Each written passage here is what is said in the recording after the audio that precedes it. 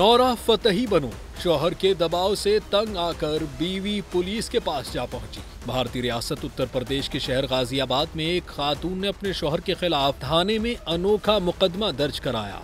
खातून का कहना है कि उसका शौहर, जो एक फिजिकल एजुकेशन टीचर है, उसे रोजाना 3-3 घंटे सख्त वर्जिश करवाता है ताकि वो मशहूर अदाकारा और डांसर नोरा फतेही जैसी नजर आए।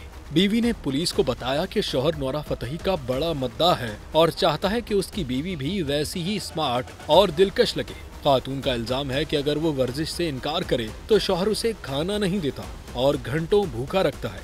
मजीद ये कि खातून ने अपने ससुराल वालों पर जहेज और रकम के मुतालबे और हिरासानी का भी इल्जाम लगाया है। पुलिस ने मुकदमा दर्ज करके तहकीकात का आगाज कर दिया है। ताहम इस वक्त तक कोई गिरफ्तारी अमल में नहीं आई है।